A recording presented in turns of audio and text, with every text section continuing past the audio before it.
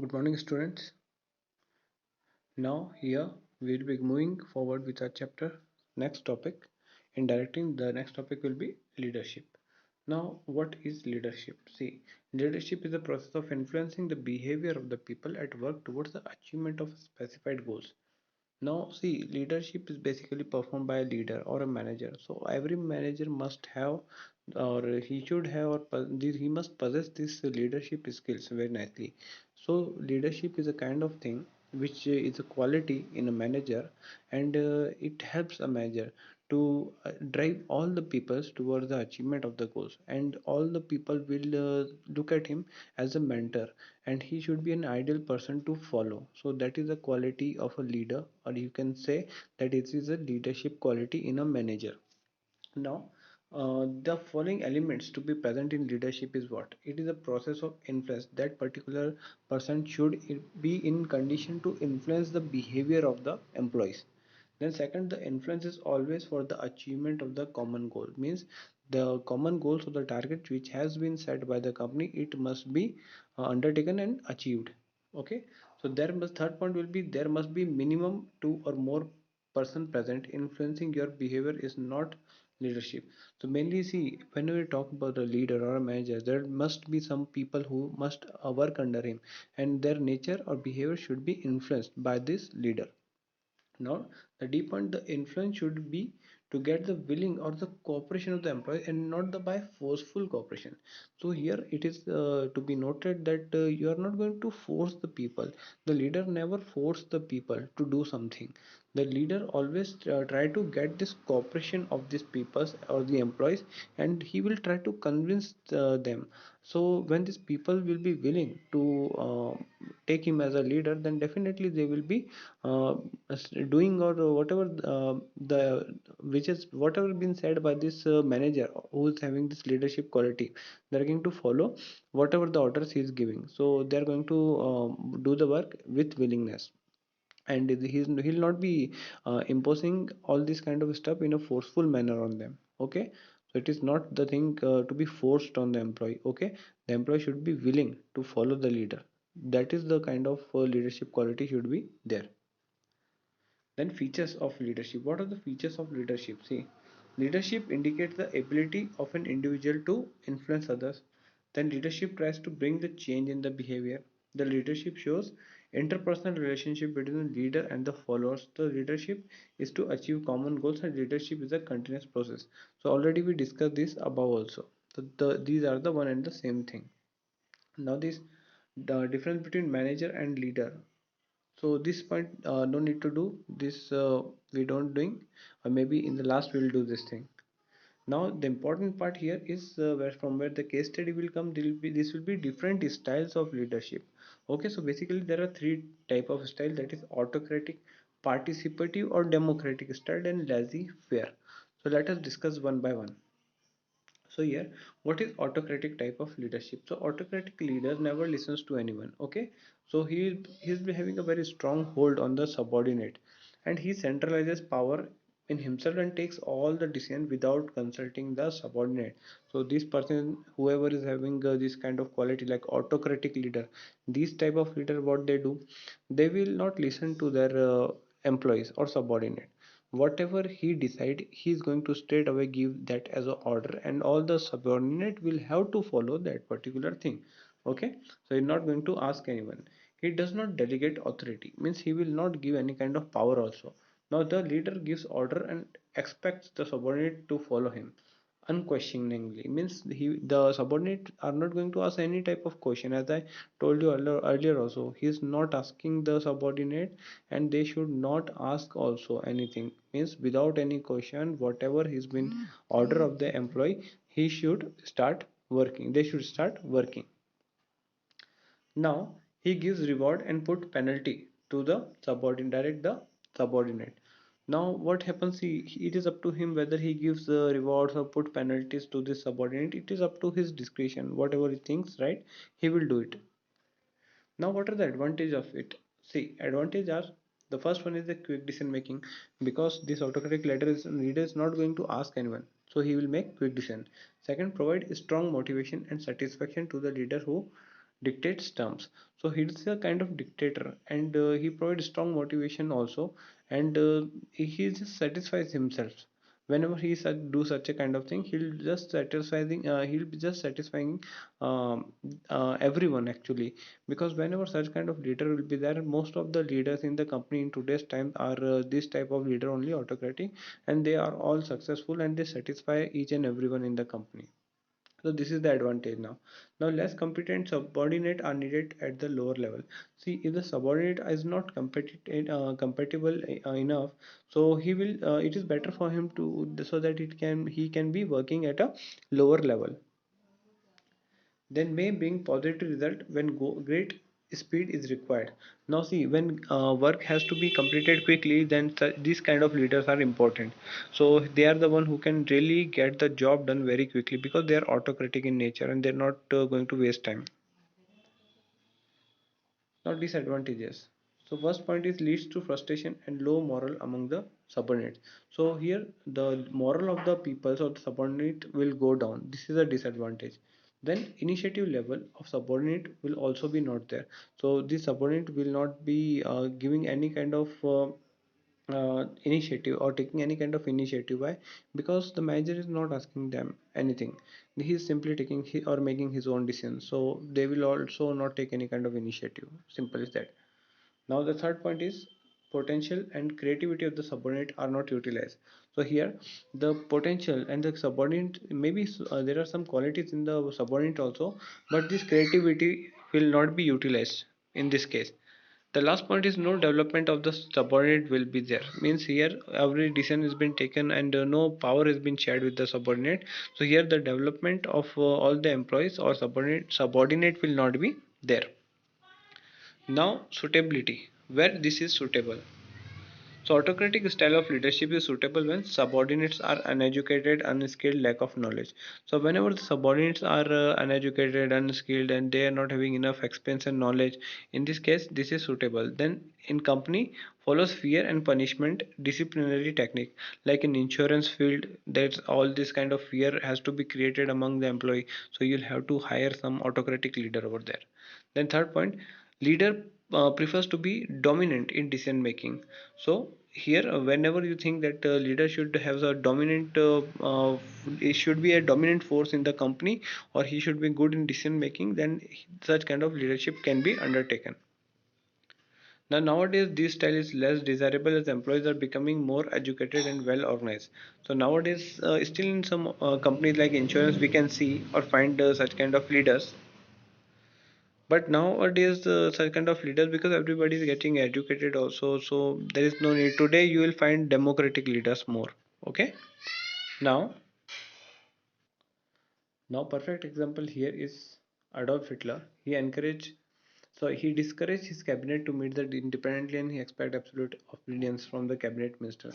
So whoever is following this ideology at that time under Adolf Hitler, or the ideology was called as Nazism. So definitely all the leaders, all such kind of leaders, even under him also there were some autocratic leaders.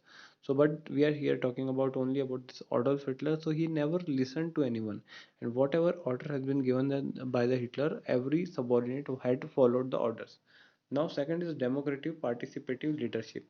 So, under this style, leader takes decisions in the consultation and participation with the employees. He delegates and decentralizes the authority. Leaders follow the opinion of the majority. He provides freedom of thinking and expression. He listens to the suggestions and grievances and opinions of the subordinate. Now democratic style is what, see here the leader is going to ask the employees and then set the target maybe. So in everywhere what he's doing, he's asking the subordinate and passing this authority or the power also, so that they will be learning more under him. So here the learning actually increases and the democratic style of management. So here this type of leadership is very famous nowadays. So here what happens, he will simply it leads to just the freedom of thinking and expansion. He listen to the suggestions also, means whatever the complaints or suggestions comes, whatever the initiatives are coming from the side of subordinate, he's listening to them and also implementing them sometimes. So this is called a great type of leadership nowadays. So advantages are it improves the job satisfaction, morale of the employee. So definitely if you are asking the employee what do we do, what should we do, give suggestion, then definitely the morale will boost up in the employee and he'll be motivated. Then second point, it improves the decision making ability of the subordinate. Here the decision making, because authority has already been shared by the to with this subordinates. So what happens, their decision making ability improves. Then third, develop positive attitude and reduces labor turnover and absenteeism. When such kind happens, like such things happen, like democratic style of management is there, our leadership is there, what happens, so there'll be no absenteeism because people enjoy working there. So there'll be no labor turnover. Labor turnover is what, people leaving the jobs or just completely छोड़ देना, job को छोड़ देना is labor turnover. Okay, so they will be developing a positive attitude, okay, towards the job. Now, fourth point, quality of decision improves. So here the decision quality will also be improved because the power is being shared and every employee is learning a lot. So decision making will be good everywhere. Then fifth, the leader multiplies his ability through the contribution of his followers. So here leaders multiplying his ability through the contribution of his followers is more, see what, when these other people are also involved in the decision making, they are also giving some ideas. So this is how this multiplies the ability of the leader. Maybe leader is not having enough qualities inside him, but the other people who are giving suggestions to him, he is taking ideas from him. So this also improves the leader also. So his ability will also be improving and he's actually contributing contribution because of these followers. His ability, he's contributing and also these subordinates are contributing. So it's a like two-way communication between them, which really helps the leader. He multiplies his ability and he becomes a good manager in the future. That what are the disadvantages? Now even this good style of leadership also having disadvantages. Now it is time consuming. Why it is time consuming? Because there are so many people involved in the decision making, subordinate also. Then second, it may not yield positive result when subordinate prefer minimum interaction with the leader. Now this is not fruitful. See, when the subordinate don't want to meet their leader, this type of leadership is not good. Then leadership may pass the work to the subordinate and abdicate responsibility. Now here the leader can just pass the work to the subordinate in this can, and he can just uh, throw this responsibility on their shoulders. Now consultation with the subordinate may be considered as a sign of incompetence of the leader. So sometimes this happens that if you're consulting your subordinate or employees junior levels, so what happens, the people put a finger on you that you are not actually qualified enough and you are not able to take your own decision, that's why you're asking us. So this kind of thing sometimes leads to the downfall in the image of the manager, even when it is not intentionally done, but sometimes the people think like that way. Okay, now, where it is suitable, when the goals of company is to increase the job satisfaction. If the company wants to increase the job satisfaction and want to give some independence to the employee for working, they can do take this kind of leaders. When leader want to share decision making with the subordinate, okay, whenever leader want that I should share some decision making power with my subordinate, in such a scenario this can be done. Then third, when subordinate have accepted the goal of the organizations. So when the subordinates are already accepting the goals, definitely they'll be putting or working hard to achieve it. So everybody will be doing their contribution here. So in this case also democratic management or democratic style of leadership is can be undertaken. Now example is Narayan Murthy here. So under his guidance, the employee of Infosys were encouraged to communicate freely with each other and give suggestions. Now this Infosys company started from a two small rooms, and today it's a big company now, Infosys. So here we can see that employees were very free and they can communicate freely with each other. So it was a very friendly kind of environment in Infosys, and that company really did well because every employee was happy. Now the third one is free reign or laissez-faire leadership. So what is laissez-faire? See, here all the power will be just given to the subordinates and leader will be free here. Now this style involves what complete delegation of the power or authority, so that subordinate themselves take decision in such style leader avoids power. Okay, so here leader is not making, will not be influencing his power here, or you can say that he will not be exercising his power. Now all the power is in the hand of the subordinate. Now they will be playing the or taking the show ahead. Now he serves only as a contact to bring the information and resources needed by the subordinate. So what is the job here now when all the power has been given to the subordinate? What is job now? He will be providing the information and he will just make available all the necessary resources to the subordinates. Now, what are the advantages of it? Here you can see in this diagram also that a leader is giving this power and all the subordinates are interacting with each other and making the decisions. They are not depending. There's no communication going on with the leader. Leader is remaining idle here. So here advantages are positive effect on the job satisfaction. So definitely job satisfaction morale will be there in the employee. Second, maximum scope of development of the employee because all the power is with the subordinate. So definitely their development will be there. Then third point, full utilization of potential and capacity of the employees. See, when all the power is with the subordinate, definitely they will be working to the best of their level and with full potential they will be working. Now, what are its disadvantages? Now, here the subordinate do not get the guidance and the support of the leader because they're not talking to the leader and they're just talking with each other and taking or making the decisions. So this guidance will not be provided to them by the leader. In case if the leader is very experienced, then they should ask the leader about all kind of work. But if the power is with them, maybe they will not ask the leader. Then second point, it ignores the contribution of the leader. So here may be possible that the leader is also contributing to this goals. So here all the decision has been made by the subordinate. So sometimes the contribution of the leader is ignored here. Then third, subordinates may work in different direction and result in chaos.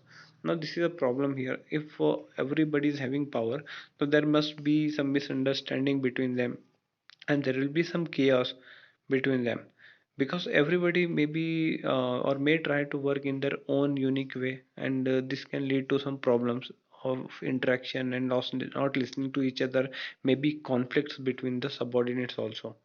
Now where this is suitable, so this style is suitable when the subordinates are well trained and highly knowledgeable. If your subordinate is experienced or have some knowledge in the field, then you can have this laissez-faire and you can give all the powers to the subordinates. Now, second, subordinates are self-motivated and are ready to take responsibility.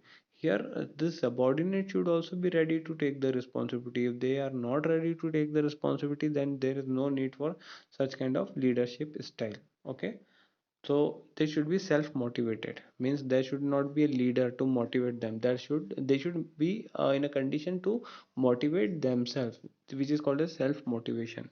So that's the end of your chapter, directing. If you have any doubts you can contact me. Okay, thank you.